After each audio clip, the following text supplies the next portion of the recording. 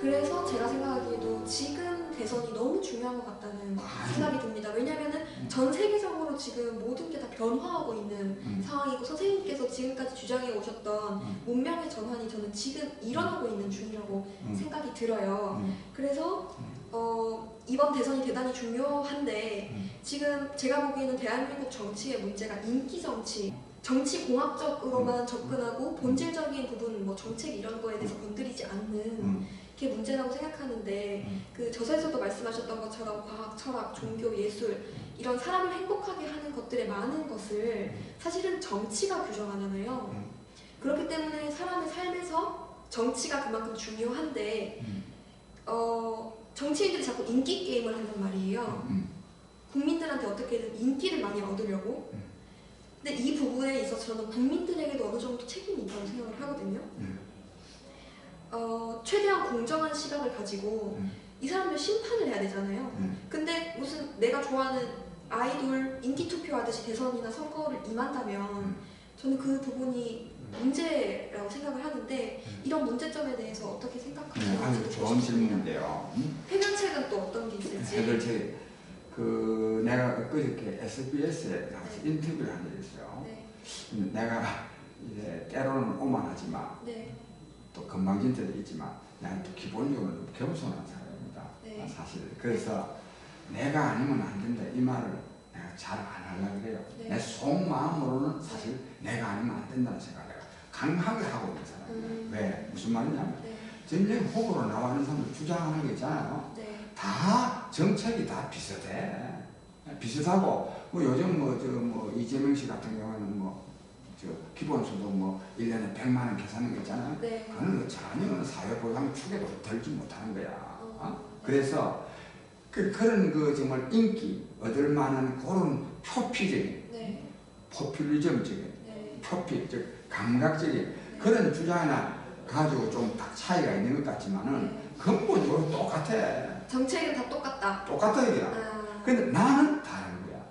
나는 근본적으로 다른 사람. 근본적으로 선생님의 정책은 다르다. 다르지. 그래서 내가 정말 이번 대통령 선거에서 정말로 우리나라가 오늘의 이 여러 가지 말하는 위기, 불안을 극복하고 정말 잘 사는 나라가 되려면 내가 집권해야 돼. 내가 그 말을 어떻게 SBS에서 인터뷰를 하다 보니까 진짜 그 말 하고 싶은데 내가 했어도. 지금 조금 전에 그 질문과 관련해서는 무슨 말씀인가 하면 우리가 지금 이 여러 가지 청년들 문제 이런 문제 있잖아요. 이런 문제를 종합적으로 하려고 그러면 내가 두 가지를 강조하고 싶어요. 첫째, 두 가지. 하나는 사회보장제도를 확립해야 돼. 이거를 확립을 안 해놔놓고 뭘 주장을 하면 전부 다 반대하는 사람이 생겨요. 당장 내가 먹고 살기 힘드니까. 그러니까. 반대할 수밖에 없겠네요. 그러니까. 이거를 내가 책에다가 표현하기를 불안은 나라다 그랬어. 즉, 사회보장제도를 통해서 의식주, 어로 교육에 대해서는 걱정하지 않아도 되는 나라. 즉, 불안 없는 나라를 만들어야 돼. 그게 첫 번째고, 두 번째는? 두 번째는 뭐냐면, 불안만 없이 살면 되겠어요? 사는 재미가 있어야지. 와인도 마시고. 와인도 마시고. 행복하게 살아야지. 그러려면 이게 뭐냐? 살만 나는 국민이래요. 그런 뜻이 담겨 있는 거군요. 그럼요. 근데 그 살만 나는 국민이 와인만 마시면은 일순간은 살만 나고 행복하지만 계속 와인만 마시면 행복할 수 없어. 가장 인간이 행복할 수 있도록 하는데 가장 중요한 요소는 뭐냐? 일거리가. 일거리. 직장이 있어야 돼. 일거리가 있어야 돼. 그래서 즉 살만 나는 사람이 되게 하려고 그러면 모든 국민에게 일자리를 공급해야 돼. 그러면은 복지, 사회보장제도와 일자리 이 두 가지가 그 두 가지가 핵심이에요. 근데 사회보장제도는 내가 말했고 일자리는 그런데 전통적 개념의 일자리는 자꾸 줄어지는 거야. 왜? 자꾸만 자동화, 공장 자동화, 사무 자동화가 돼가지고 사기업 부문에서의 일자리를 자꾸만 더 늘린다는 것은 사실상 불가능하다는 거예요. 이제 앞으로 점점 더 불가능해져요. 더 불가능하죠. 자동화가 될 것이고. 그런데 불가능한데 그날 우선은 좀 늘릴 때가 있어. 그게 뭐냐면 우리나라는요 법정 근로 시간이 일주일에 주 40시간입니다. 40시간. 그런데 하루에 2시간씩 6일간 12시간 돼가지고 52시간씩 보통 시켜. 52시간씩만 시키는 것이 아니라 또 일요일 날도 일을 시켜. 휴일도 일을 시켜. 이런 막 일주일에 한 65시간 돼요. 그래서 전 세계에서 노동시간이 거의 가장 길어. 한국이. 네. 왜 그러냐? 그런데 왜 그러냐면 사회보장제도가 안 되어 있으니까 내 일할 수 있을 때, 즉 내가 이 직장에서 쫓겨나기 전에 일할 수 있을 때 악착같이 가족들하고 밥도 안 먹고라도 밤을 새워서라도 일을 해놓고 돈을 많이 벌어놔야 내가 나중에 쫓겨나도 살 수 있지 않냐, 이런 생각만 하고 있는 거야. 그리고 이런 생각하시는 분도 있고, 또 한편으로는 나는 야근하기 싫고 일요일에 나오기 싫은데 나오지 않으면 나 혼자 회사에서 이상한 사람이 되고 위스타에서 갈고를 받는다든지 불합리한 일을 당한다든지. 근데 이런 부분에서도 분명히 나는 일요일에 일하기 싫을 수 있거든요. 그래, 그것도 있어. 네. 그런 사람도 있어요. 왜냐면 또 여러 가지 사정에 의해서. 그건 또 기업주가 말이지. 더 채용을 해야 되는데도 불구하고 더 채용을 하면 이 사람은 일을 잔업시키는 것보다 돈이 더 많이 들거든. 그러니까 그래서도 기업주도 잔업을 자꾸 원하는 거예요. 근데 그건 자본주의 시장 안에서 이익을 최대한으로 추구하는 성향상 당연하지. 그래서 이거를 법률적으로 이거는 규제해야 된단 말이에요. 법률적으로 시간 자체를 주 40시간만 하도록 한다 이거야. 이거는 법으로 원래 정해져 있는 거거든. 12시간, 하루에 2시간씩 허용하게 돼 있어요. 그러니까 이거는 법에 정해져 있는 것이기 때문에 이 법을 개정하면 이런 걸 연장 근로라 그래요. 연장 근로를 못하게 해야 돼. 못하게 하면 그 사람 40시간밖에 못하는 거야. 그럼 예를 들자면 현재 지금 연봉이 7천만 원 받던 사람은 40시간밖에 못하면 한 4,500만 원, 5천만 원 받는다고. 5천만 원 받으면 살 수 있어야 된단 말이야. 5천만 원 받으면. 그래서 그렇게 강제로 하면 일자리가 많이 최소한도로 최하 100만 개 이상 늘어나. 그렇게 일자리. 그래야 청년들이 취업을 하죠. 이 연장 근로를 통해서 연장 근로를 폐지함으로써 일자리가 굉장히 많이 늘어날 수가 있어. 또 복지 부문에서도 일자리를 늘어나게 할 수 있어요. 그 다음에 그럼에도 불구하고 말하자면 사기업 부문에서 연장 근로를 없앤다고 해서 실업자가 아까 말한 대로 실망 실업자가 400만 명을 그랬잖아요. 또 청년 실업자가 40만 명. 이걸 다 취업할 수 있느냐? 못한단 말이에요. 이거 어떻게 하느냐? 그렇게 그 사기업 부문에서 말하면 실업자를 한 150만 명 정도 흡수를 하더라도 또 남아있는 사람이 한 250만 명 내지 350만 명 남아있잖아요. 이 사람들은 어떻게 되냐? 공공근로를 공급해요. 사회보장 차원에서 말하자면 법정 최저임금이 얼마냐면 2016년 기준, 2017년 기준으로는 시급 6,470만 원, 월급으로 135만 원이에요. 그런 일자리를 그러니까 공공근로라는 건 꼭 생산적이 아니라 하더라도 심지어 강당에 불러놔놓고 교육을 시키고라도 돈을 줘야 된단 말이에요. 그래서 뭐든지 모든 사람이 그러니까 뭔가 자기가 일거리가 있고 소득이 있어야 돼요. 근데 사람들이 좋은 일자리를 원하잖아요. 근데 그 공공근로가 그 청년들이 생각했을 때 좋은 일자리가 될 수 있을까요? 그러니까 청년들은 그러니까 사기업으로 들어가고 그 노인 일자리 노인들이 이런 사람들이 그러니까 기업이 그러니까 아주 청년들을 쓸 거 아니야. 왜 못 쓰느냐 하면 이 사람들을 못 내보내서 못 쓰는 거예요. 노조 때문에. 그러니까 내보낼 수 있는 합법적인 제도를 만든단 말이야. 만들면 내보내면 청년들은 주로 여기 가지. 여기 가고 또 사회보장제도가 되어 있기 때문에 135만 원만 받아도 먹고 살 수 있다. 내가 여기서 뭐가 있냐면 사회보장제도는 의료보험, 건강보험이 철저해야 되는 거야. 모든 질병에 대해서 다 건강보험이 돼야 되는 거야. 그 다음에 유치원부터 대학까지 무상으로 해야 되는 거야. 교육을. 이렇게 하면 돈을 그렇게 많이 안 벌어도 괜찮고 또 금년에만 이것이 보장되는 것이 아니라 국가가 하는 거니까 항구적으로 이것이 보장되면 내가 좀 뭐 어려워져도 뭐 이 정도 하면 살 수 있지, 이런 생각을 할 수가 있어요. 이런 나라를 충분히 만들 수가 있다. 그럼 아까 전에 제가 했던 질문과 연결지어서 그런 인기 정치의 해결책은 뭐 어떤 게 있을까요? 근데 인기 정책이 뭐냐면 그 네. 예를 들자면은 이 포퓰리즘 같은 게 인기 네. 정책 아니겠어요? 네. 국정 운영이야말로 네. 아주 전문적인 지식을 요하는 거거든. 뭐 행정학 이런 거에 대한 지식 말씀? 아니 그게 아니지. 총체적으로 이 정치는 네. 사회를 총체적으로 볼 줄 알아야 돼. 그리고 역사가 어떤 방향으로 발전해 가는지 그 발전해가는 방향 속에서 어떤 정책을 구사해야 국민이 안심하고 또 행복하게 잘 살 수 있는지 이런 걸 오랫동안 연구하지 않으면 알 수가 없지 않겠어요? 이거 뭐 정치학 대학에서 정치학 전공했다고 해서 대학에서 무슨 경제학 전공했다고 해서 이게 되는 게 아니라고 이게. 되게 일리 있는 말씀이신 것 같아요. 그럼. 그 통찰과 그리고 그 말씀하신 대로 아까 뭐였죠? 통찰과 통찰력이 있어야 되고 네.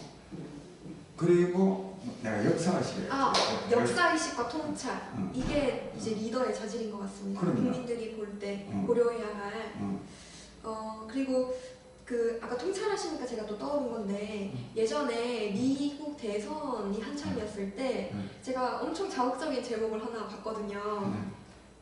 트럼프가 돌았다고 하는 사람들이 돌았다. 그때 어떤 상황이었냐면 대한민국 모든 사람들이 다 힐러리가 될 거라고 생각하고 있고 트럼프 쟤 좀 이상한 애 같은데 이런 게 여론이었었거든요.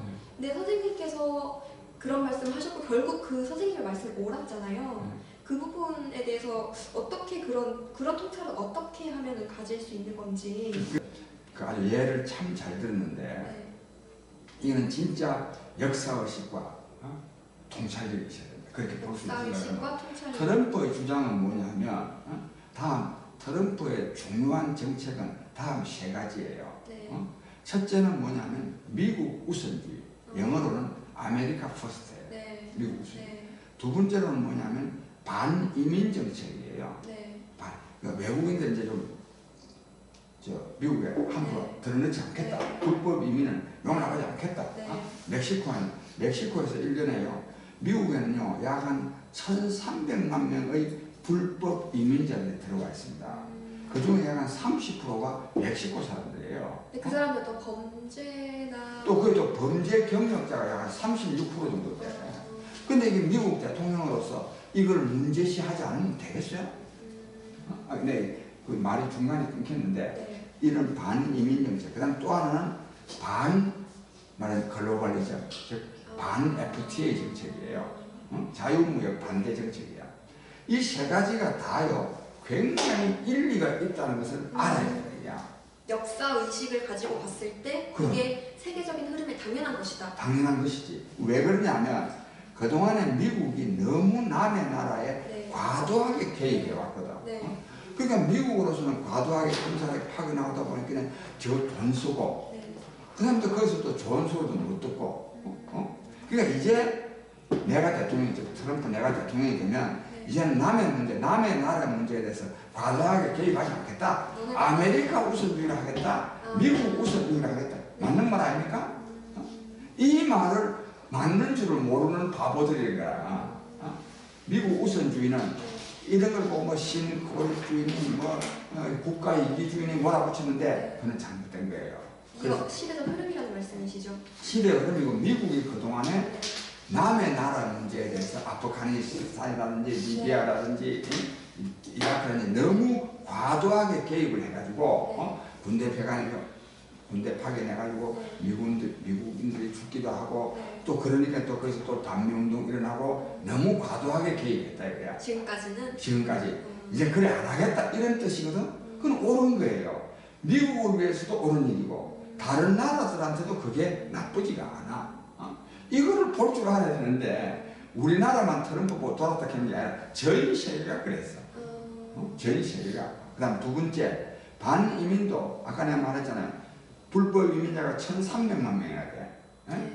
그래가지고 그 사람들이 뭐 온갖 또 범죄 전력자가 36%는 그런 사람이 있는데 그래 미국 대통령을 했다는 사람이 가만히 놔두면 되겠어요? 예, 금지하겠다 이렇게 해야 되고 이게 또 미국 국민의 요구예요. 트럼프가 대통령 왜 됐어요? 어디 뭐 자기가 뭐 대통령 되고 싶다고 지멋대로 된 거예요. 미국 국민의 지지를 받아서 된 거예요. 어? 미국 국민의 지지를 받을 수밖에 없지. 딴 사람들의 주장은 미국 국민의 지지를 못 받는 주장을 한 거야. 어? 그다음 어떻게 보면은 그 선생님께서 말씀하셨던 역사의식에 입각해서 보면 전 세계적으로 브렉시트라든지 극우 정당이 지지를 받는 지금의 상황이라든지 트럼프의 당선이라든지 근데 이게 역사의식에서 봤을 때는 하나의 큰 흐름으로 결국 자국 중심주의를 표방하고 있는 자국 중심주의라기보다도 네. 그동안에 과도하게 남의 나라에 간섭하거나 네. 또는 과도하게 대외 무역에 의존한 것을 시정하는 거라. 그러니까 남의 나라에 간섭 안 하는 것도 아니고 국제 교류가 없는 것도 아니고 그러니까 너무 지나치게 교류하고 개입한 것을 막는 거고 무역을 FTA 말하자면 자유무역협정을 반대한다고 해서 이제 우리는 무역 안 하고 산다 이게 아니에요. 얼마든지 무역하고 살아더라. 지나치게 하지 않겠다. 이거에 연결지어서 제가 FTA에 대해서 하나 여쭙고 싶은데요. 그 와인 같은 경우에는 세금이 어마어마합니다. 그 와인 한 병 가격의 거의 반 이상이 다 세금이에요. 거기는 뭐 주세뿐만 아니라 교육세도 있고 관세 이제 FTA를 체결하게 되면 이 관세 부분의 10%가 사라지는 건데요. 칠레 FTA를 체결하면서 칠레 와인 가격이 다운되었고 그 시점을 기준으로 이제 칠레 와인 수입이 많이 올라갔습니다. 와인 업계에서는 FTA가 어떻게 보면 호재로 작용했다고도 볼 수 있을 것 같아요. 근데 트럼프도 그렇고 선생님도 그렇고 FTA는 이제 시대적 흐름에 맞지 않다. 철회되어야 한다. 라고 말씀하셨잖아요. 그 부분에 대해서는 내가 말할게. 무슨 네. 말이냐면 FTA는요. 네. 이 WTO라는 게 있어요. WTO 네네. 세계무역협정. 네. 이 WTO는 품목의 제한을 없애는 거예요. 네. 그러니까 어떤 물건도 수출할 수 있다. 단 관세는 그 나라가 자유롭게 매길 수 있는 게 WTO예요. 관세. 관세는 매길 수가 있어. 네, FTA는 뭐냐면 원칙적으로 관세도 없애버린 거예요. 원칙적으로는. 그런데 과도기적으로 품목에 따라서 한 5년간은 뭐 관세를 몇 프로인가 인정한다. 또는 15년은 뭐 이런다. 그래서 우리나라 뭐 불 같은 것은 뭐 15년간은 인정한다. 기본적으로는 하여튼 FTA는 양쪽 나라의 경제를 통합하는 거나 마찬가지입니다. 관세를 없애기 때문에. 왜? 품목은 WTO에서 없애고 이 자유무역 FTA에서는 관세까지 없애었으니까 이렇게 하면 이 FTA를 하면 어떤 그 각 나라 안에서 이익 보는 집단이 있는가 하면 손해 보는 집단이 있어. 그 이익 보는 집단은 어떤 집단이냐? 대기업과 국제 경쟁력을 갖춘 지식을 가진 사람들은 그건 막 자유롭게 하면 이익이지 않겠어요. 자기네들이 이미 경쟁력을 가지고 있기 때문에 국제 수출할 때 이익이라고 해요. 그렇죠. 우리나라로 치면 자동차라든지 스마트폰이라든지 이런 거는 이익이라고 대기업하고. 그런데 어떤 거는 손해야? 중소기업 제품 또는 문화 서비스 이런 거는 막 저쪽에서 막 그 고급 지식 이런 게 막 확 들어오 버리면 다 망하는 거야. 이 영화 같은 것도 우리가 뭐 실제로 지내고 나서 보니까 그만큼 많이 했는데 말하자면 이 한미 FTA 할 때 영화업자들이 굉장히 반대했어요. 왜? 미국 영화가 여기 들어오면 우리나라 영화가 망한다. 그래가지고 이걸 뭐 스크린 쿼터라고 해요. 한국 영화를 몇 프로 이상은 반드시 상영해야 된다. 이런 것도 하고 하는 건데 그런데 하여튼 FTA는 하면 이익 보는 집단이 있어요. 대기업과 국제 경쟁력이 있는 사람. 그러나 중소기업과 말하자면 국제 경쟁력이 있는 지식이 아닌 데는 전부 망하게 됐어. 근데 어느 계층이 많겠어요? 그럼 이제 FTA의 문제 같은 경우에는 각 나라가 자국 산업을 보호할 어떤 제도적인 거를 완전 상실하게 되는 거죠. 상실하지. 그래서 저기 부산부가 반대하고 그래서 강력하게 FTA를 반대하고 지금 미국의 자동차 산업 이런 걸 산업을 부흥시키고 있잖아요. 다시금 그거를 막아서 자국 산업을 보호해서 육성시키겠다. 그러니까. 그 시간이 이제 거의 다 돼서 마지막 질문하고 이제 마치려고 하는데요. 방금 세금 문제 얘기를 하셨는데 아까도 제가 말씀드렸듯이 와인 같은 경우에는 세금이 대단히 높은 품목이고 그리고 그 안에서도 세금이 너무 복잡합니다. 뭐 예를 들면 술 안에서도요. 소주, 맥주, 막걸리, 와인 세금이 다 달라요. 혹시 알고 계셨어요? 알지? 네. 내가 잘 알아. 너무 복잡한 거예요. 그리고 사람들이 이걸 알고는 있겠어요? 그러니까 뭐 내가 세법을 지키고 싶어도 나도 모르는 사이에 세법을 어기고 있다든지 세금 체계가 너무 복잡한 게 문제인 것 같은데 그 부분에 대해서 어떻게 내가요 생각하시는지. 다른 것은 내가 제야 출신이기 때문에 혁명해야 된다 그러면 역시 장기품 제야 출신이라서 너무 과격하다 이런 말 안 듣겠어요? 그래서 내가 조세 부분에 관해서는 조세 혁명을 해야 된다고 내가 체계가 그래서 혁명을 한다고. 조세는 왜 그러냐면 조세는 크게 나누면요 두 가지입니다. 하나는 조세의 종류를 단순화해야 돼. 조세 종류의 단순화. 조세 종류 지금은 국세가 16종 16가지. 지방세가 17종, 아니 33가지예요. 이거를 나는 7가지로 딱 세금이 단순화돼야 되는 거야. 소득세, 법인세, 재산세, 소비세, 상속세, 정려세, 관세 이렇게 7가지. 7가지만 딱 하고 그 다음에 우리나라 법제는요 6법전서보다 더 두껍습니다. 이 정도 됩니다. 이 정도. 그 얇은 종 있잖아요. 이 정도 되는데 세무사도 이걸 다 몰라. 국세청장도 다 몰라. 대통령도 물론 모르지만 국회의원도 몰라. 예외 조항도 또 너무 많잖아요. 예외 조항이 너무 많고 공제가 너무 많고 그래서 재벌 회사들은 세무사들을 여러 명을 이제 고용을 해가지고 어떻게 하면 이 세금을 안 낼까 이렇게 연구를 하는 거예요. 근데 그런 거 연구하는 재벌 기업이나 돼야 연구를 하지. 보통적인 기업하는 사람들이 지금 힘들어 죽겠는데 그 세무사를 여러 명 고용해가지고 그 연구할 그게 되겠어요? 안 되죠. 그게 안 된다. 그래서 이 세법을요 단순화하고 우선 조세의 종류를 간단히 해야 되고 그 다음에 세법을 단순화해야 돼. 그래서 내가 A4 용지로 한 100개 조문 지금은요 수천 개 조문 수만 개 조문일 거야. 뭐 공제제도도 많고 온갖 제도가 많아. 이걸 다 폐기해야 돼. 그러면 행정 절차도 더 간소화되고 그런 부분에서의 효율성도 더 올라갈 것 같아요. 그럼요. 그래야 돼야 탈세도 안 하는 거라고. 탈세도 간단해야 된단 말이야. 그래야 되는데 아까 말한 대로 뭐 너무너무 복잡하니까 재벌들은 연구원 세무 전문가들을 불러다 놓고 해가지고 어떻게 탈세할 방법을 연구하는 거지. 그럼 세금 부분에 있어서의 선생님께서 주장하시는 해결책은 세법의 단순화와 조문 100개 정도만 만들겠다. 알겠습니다.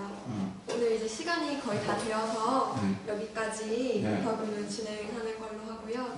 오늘 너무 감사했습니다. 근데 우리 이나윤 씨가요.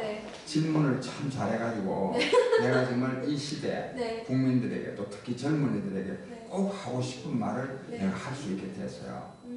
참 다행한 일이에요. 실 받으시는 고맙습니다. 오늘 감사했습니다.